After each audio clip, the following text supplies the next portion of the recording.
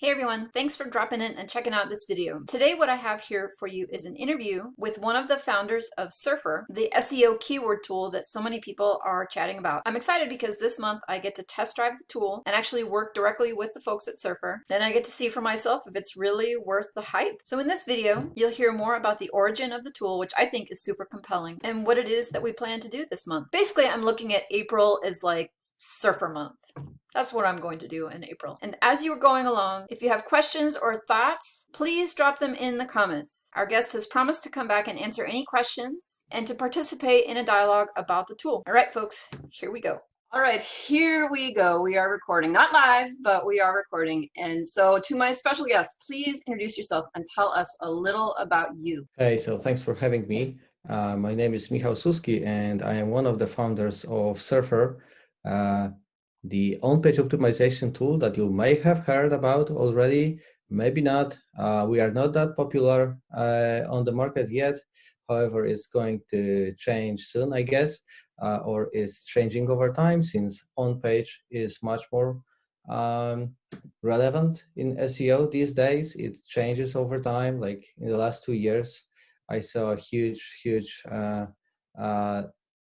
change in how we see SEO. Since like 3, 4, 5 years ago, it was like build backlinks, have meta title, and it will be just fine. So everyone was building links, and like 2 or 3 years ago, it started to change, where we could better allocate our resources, since it wasn't just about link building, but we could build some content, optimize it, and it was enough to rank for quite a lot of keywords. Maybe not the most competitive, but definitely driving traffic. So yeah, Surfer helps with that, with on-page optimization based on the competitors. So how did Surfer come about then? Like, do you just have an idea one day? You say, I'm going to make a tool and then I'm going to go and try to make a business out of it. No. It was all about the daily agency work. I was working in small agency in Poland, where we were doing client SEO, and we struggled a lot with scaling up because there was no one to hire on the market, since we were living in a small village. Everyone know each other and so on. So you cannot expect from the market that, hey, this guy has like 3 years experience in SEO, we can hire him. No way. Everyone has to be, we had to teach everyone from the very beginning. I was one of those guys who started completely green the SEO, and Sławek Czajkowski, the owner of the agency, was my mentor at this time, and he is my mentor at this point as well. So we are trying to learn from each other. But yeah, he taught me everything, and it was like, okay, we cannot hire anyone, but we can try to improve our processes to speed up our work. And that's how Surfer was born. We have this great methodology that Sławek developed about reviewing competitors' content, checking where those keywords are placed, how many times specifically, in which segments, and what's the length, what's the intent, and so on. But the thing is that we had to do it manually. Review those pages, write it down on the paper in spreadsheets. That was effective, but extremely time consuming. It was at the time when on-page was rising. So we were kind of on a wave with on-page. We started to tackle it heavily. It was giving great results, but it was very, very time consuming. So we decided to figure something out for ourselves as an internal help for the agency, and that's basically how Surfer was born. We had this big need of speeding up the processes and making them more accurate, since when you are doing it on your own, you know that you can make a mistake, you can miss a keyword somewhere, you can just forget about something. But when it's done by the machine, if you set it up properly, then there's no way it breaks. It's always the same. So we built really tiny bit of a tool that just gave us exact keywords in headings, in paragraphs, just basic things. And that was so helpful for taking on more clients, basically. So like I could take care of 5 to 10 clients at the beginning, and with beta version of Surfer, I could double my capacity just by saving time on reviewing those competitors manually. So it just became much more fun to do SEO, because all of those manual processes of gathering data was done by the machine. So I was just to make the decision based on the data. I could analyze, I could figure out some dependencies in SERPs instead of collecting the data for the whole day, and the last 30 minutes of my day was like, okay, now I can make a decision. Okay, that's a decision I make. Tomorrow is another day, right, of collecting the data. So yeah, that's kind of a background that I come from. Well, I love origin stories. I love to hear how ideas came about and how things were shepherded along from, oh, this is an idea, and turning it into an actual product. Can you talk briefly just about the other members who sort of were the brainchild of this, like the other founders? I just don't know who they are, and I'm curious. Yeah, so 3 of us basically started the product. It was Sławek Trajkowski, owner of the agency that I mentioned before, great SEO with like 14 years experience now. I don't know really, but yeah, he's a dinosaur in the industry. Me, of course, and my brother Lucian, who was a that's actually another episode of this story. So I asked Lucian to help me kind of figure out those problems. We were building something internally with Sławek, with the developer in the agency, but it wasn't that good. I mean, it was doing the job, but it was written in PHP, so not so reliable, and so on. And I asked Lucian if he can help me, and he took this side project, rewritten completely the whole tool as it was at the beginning. And yeah, he took it as a side project, and Surfer was a side project for us, like for slightly over a year. In a year, we developed from scratch to a beta version of Surfer that we released in November, but kill me, 2017 or 18, I don't know really. I was busy. I can't remember. But anyway, Lucian is a great developer who builds the team of developers at Surfer. He is a CTO.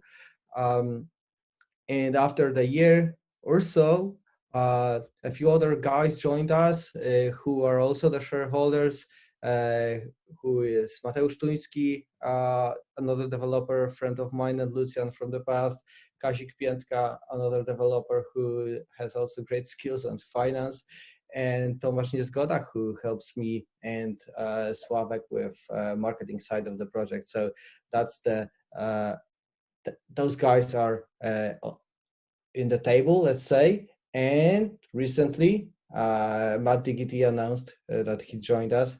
So yeah, he's a really great asset for opening that doors that were closed before. That's just amazing when you have those connections, and he can introduce us to anyone, and then we can show the real value.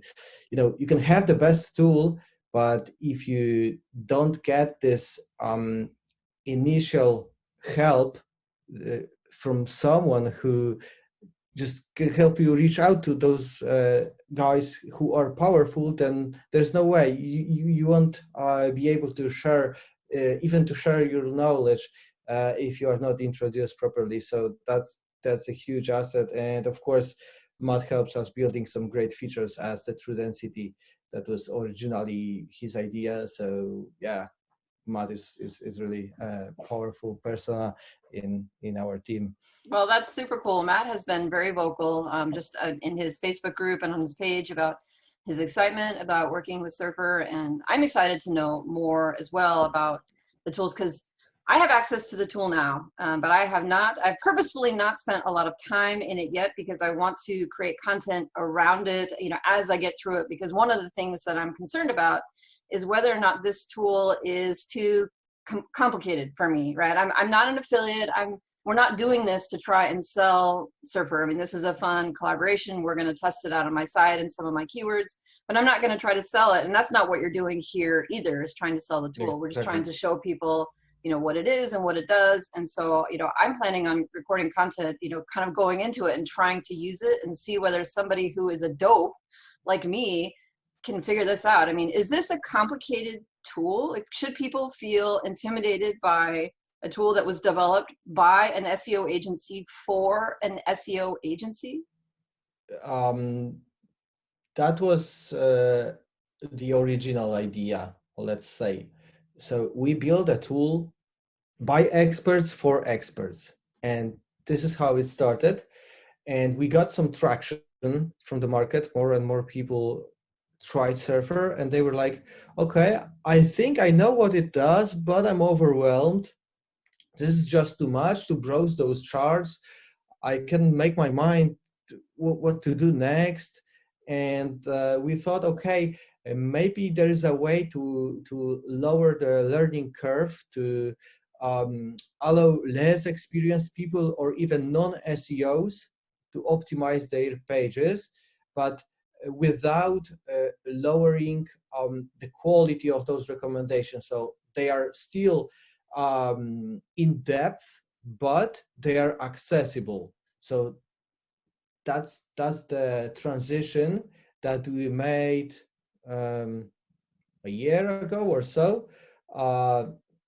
So we have bunch of features that are really for experts. Like, I can spend hours browsing those charts and get the value after 2 hours of staring at those numbers. It's possible, and if you're an SEO geek who is really, then you can do it. But this transition opened many opportunities for people who are less experienced to completely new to SEO, so they can write or optimize existing articles with Surfer. So everyone can find something depending on the needs, really. So quick question then. I think a lot of people, when they get started with creating their first website or blogging, are told to use Yoast. And I wondered if you could speak to what your tool does and maybe why your tool is a better choice than Yoast. Those tools are complementary. I mean, I consider those WordPress plugins as plugins who deal with thin content, like the indexing the tags, authors, and other pages that provide no value. That's what Yoast is doing great. The same as Rank Math and All-in-One SEO and probably some other plugins, but they know nothing about optimizing pages. Let's say it. If someone, maybe not someone, but if a plugin tells me to use keywords like 3 times and write an article to be 300 words long, then I say, okay, how did you know? And they're like, okay, it's a good practice to build article that is at least something, and for example, to use your target keyword, it's a nice wording, target keyword, like 3 times or 4% density. But this data is like good practices, and they have nothing in common with real life. they will hit like maybe in a 10% of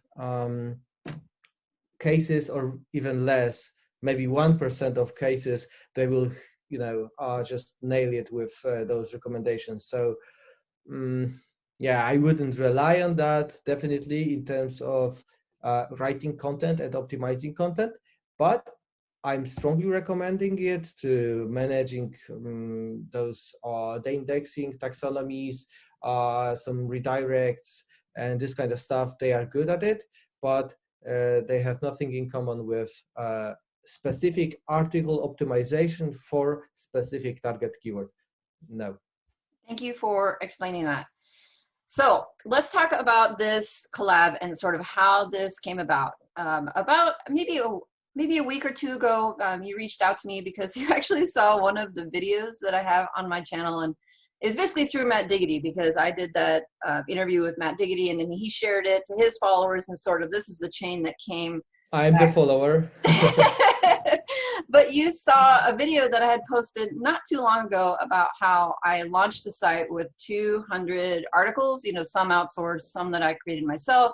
And then you reached out kind of wanting to know more about that. Like, how did those articles perform? And basically it sort of led to this idea. And I think a lot of people are in this place right now. I'm doing this content challenge with a handful of really motivated folks who are putting out tons and tons and tons of content, but aren't necessarily putting it out, with SEO in mind. Maybe they're doing strong keyword research, but aren't doing a lot of on-page stuff because a lot of us don't necessarily know that much about it. Or maybe we have learned from other folks that, the most important thing is just to get the keyword and get it in there at least once, and then, hit publish and then move on.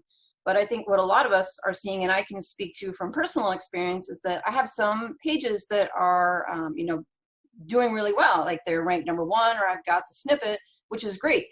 But I also have a large number of pages that aren't ranked #1, that are maybe on page 2 or page 3, or maybe they're on page 100, and I will never see them, and they will never get any traffic. And so, I have the choice of going to create more content to try to get more traffic, or I could try to find something to do with those pages that just suck. And I could go and try to get backlinks as an option to try to raise the domain, the value of the domain, the power of the domain, or I could try to use some of the content that I already have and try to improve it. And that's sort of what we have been talking about. So what are your goals in mind with this whole project? So when I saw this video, I thought like it's a great real life example of what you can do with your existing content instead of throwing more articles or throwing backlinks at the page. So to use your resources, especially in these hard times when we are not so eager to buy links for 200, 300, $500 each. It's just a harder decision to make these days. And I was thinking that we can repurpose those articles, not by rewriting them completely, but just getting them closer to what is currently in favor of the Google's algorithm. Because this is what basically server does. It compares a piece of content to other pieces of content that are currently ranking the top 10, and you see, okay, I'm missing this, I'm missing that, but I have too many of, I don't know, headings, for example, right? And it's just a natural way of building content based on the competitor, since, okay, let's be honest, we are building the content to rank. Of course, we are building the content for the people to learn about many topics, but okay, we basically want the content to rank and eventually get some traffic. So if we want to please the Google algorithm at first, then it's really a good idea to see what is ranking and why is it ranking. What are the common elements of those topics, of those articles? Since when you are based with your article with the top 10 best articles for the topic, your will be the most comprehensive, since 3 articles will mention some topics, the other 3 will mention a bit different topics, but 5 topics will overlap. And if you source your knowledge from the whole 10, you will build an article that is the most comprehensive, that consists of terms that are present in those articles. That's the essence of reverse engineering the SERPs, basically. So the plan then, and this is what we talked about in our sort of prep video, our prep conversation a couple days ago, is you asked me to pull 10 URLs, 10 or 15 URLs that were not ranked on page 1, that may or may not be getting any traffic. And so what I did was went through and just looked at the specific keywords for a bunch of URLs and found 10 URLs that ranked on page 2, on page 3, and then several that aren't even in the top 10 pages. You know, I know that they're indexed in Google Search Console. That tells me that they are and that they could be found, but they just get no traffic, and I don't find them in the first 100 results. And so I forwarded those to you, but the goal isn't necessarily to have you do it. I mean, you're going to help me and sort of guide me in this, but the goal is to see if I can do it. If using the tool that you've given me access to is can I do this? Like the average Joe, you know, the average person who's having access to this, because I think that will be a powerful statement about whether or not this is a good tool for the average person. Because I think, you know, somebody who is an SEO who knows tons about this stuff already, I mean, it makes sense, right? But for somebody like me, I mean, I don't know whether this tool is a good idea for me or not, and whether it would make sense to invest in a tool like this. And, you know, because a lot of people are using Ahrefs, right, at $100 a month or $300 a month, or they're using SEM Rush, you know, and they're already spending hundreds of dollars a year on a tool. And so it would be really cool to see what the features are of this tool and whether or not it turns out to be a good investment for me. Yeah, for sure. Like I can tell you it pays off because it paid off for me, but it's always a good idea to prove it on a real life example. And this is what we are going to do. We have these 10 articles. They are really promising. I checked them. They are ranking already pretty well with quite a lot of mistakes. I mean, those are not mistakes.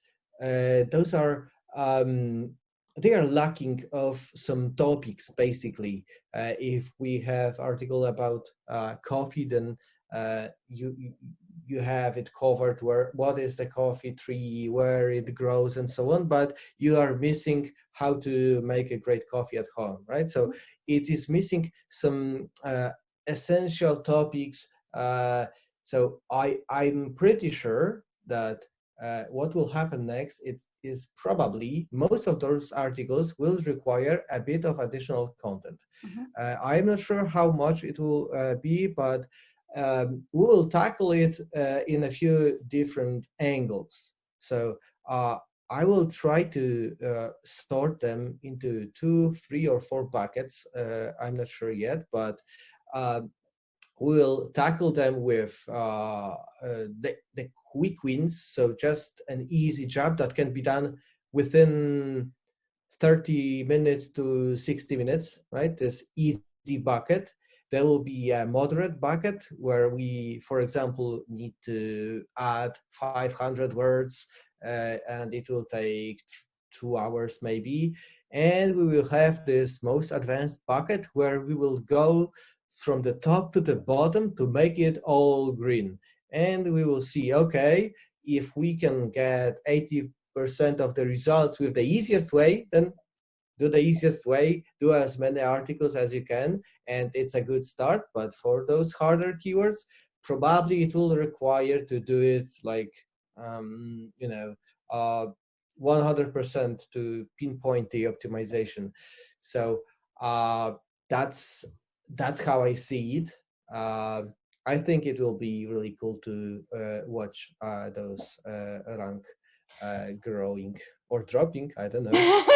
That's right. I mean, there's always a risk, right? You make a change in something and then it doesn't work. And so what we're going to do is not stretch this out over 12 months. I mean, the goal is to do this work over the next couple of weeks, and hopefully by the end of April, we'll be able to say, you know, here's what we did, and here are the results, like a case study of what happened. And so I'll be able to identify maybe as like URL number one, and this is where URL number one was when we started, and here's what we did to it, and then here's where it finished at the end, and whether or not it was getting more traffic or less. I mean, I have Google Analytics installed so I can track, you know, the life and how the traffic actually changes to these pages over time.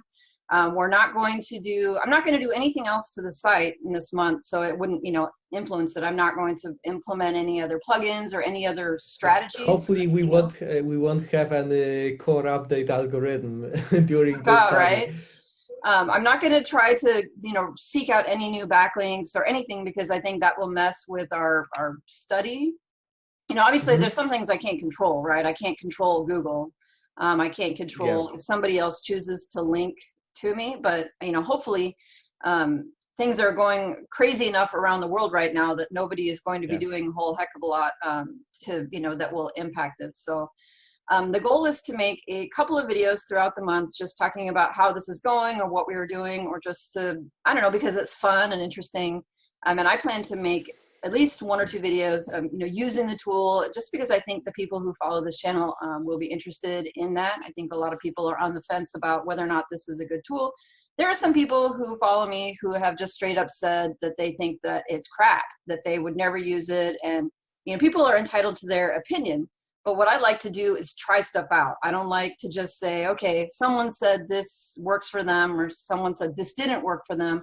Like, I like to go and see. And so I think this is a really great opportunity to really test drive it and to see for myself so that I can make my own decision. So I was super excited when you reached out to me, because this is so right up my alley of how I think people should be testing tools. I think people should be testing them and not just accepting the recommendation of an affiliate who's getting paid and then you know, somebody who's not. So again, I'll just say there's no money involved in this at all. Like, you're not paying me to do this, like, period. Like, this is just solely for fun. You're helping a lot to the community because it's all legit. I'm not interested in making any money on that. Like, you know, just to share some knowledge with the community, to make them aware that there is something else besides the backlinks, because it's still a huge issue on the market for people who are not that close to the industry, let's say. And even if it started to change 2 or 3 years ago, then there's still a bunch of people who are just building links, and that's their, you know, that's how they do it. And of course, I am not the positioning backlinks. They help as hell, and without them, you cannot tackle those higher competitive keywords. It is just to point out that you can utilize your time doing optimization and improve your rankings instead of doing the job to earn money to buy backlinks. So there is a different way, and in my opinion, there is kind of no point in throwing backlinks on page that is not well optimized, because you just have to throw more backlinks at it to get it to the same level. So when I was working for the agency back in the time, we always started with optimization, at least the basic optimization. Then we are throwing links and constantly optimizing the page. Now it's kind of a thing, the progressive content optimization. There's a definition of it. I'm not sure if Daniel Cartridge developed this by himself, or he just showed it to me, but I will credit him since he told me about that. Actually, I was doing it, but he kind of named it and moved it into a process of revisiting your page like every month or every 3 months, depending on the budget and the time you have for this page, to see if the top competitors changed in the SERP, and if they changed, then probably user intent changed, or a new player appeared with a great piece of content, or something else. Maybe the core update shuffled completely. And when you do progressive content optimization, you're kind of up to date all the time with what is working currently, and sooner than later you will be there in the top, because if you optimize your page once a year, you're up to date for a few months, and then you aren't. And if you revisit the page and optimize after a year, it will be completely different. Of course, for the niches that change, but for the niches that are,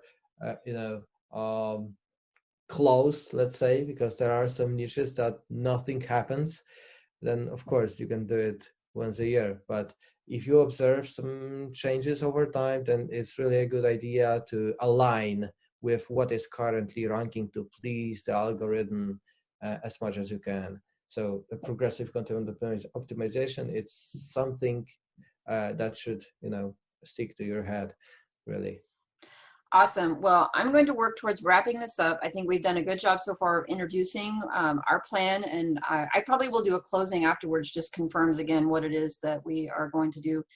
But if people who are watching this have questions about the tool or about you or the company or anything else, I'm going to ask them to go down into the comments of this video and ask them there. And I'm sure that you will come back and check, or I'll just send you a message, in the event that there are questions for you to answer, to let you know to come back. But I think there are a lot of people who have questions about it, and so it would be great if you would be willing to talk to people, or engage with people. So if people want to find out more about you or more about the tool, where should they go? Well, we have a YouTube channel. There is a bunch of videos there. I hosted a few webinars in English so far.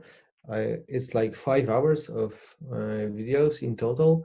So yeah, it's a plenty to watch if you want to be familiar. There is a complete overview. There is a close-up for the NLP analysis, which is a big thing these days. And I did some live analysis on the last webinar. So yeah, you can find out what is it all about. And if you prefer reading, then just visit our blog, surferseo.com/blog. And there's also quite a lot of articles about how to start, what is it, and so on. So yeah, okay, well, I'll put that down in the description so that people, if they want to follow that back, they are welcome to go and check it out. Well, we look forward to having you back here pretty soon to talk about our project. All right? Yeah, really. I'm excited. All right.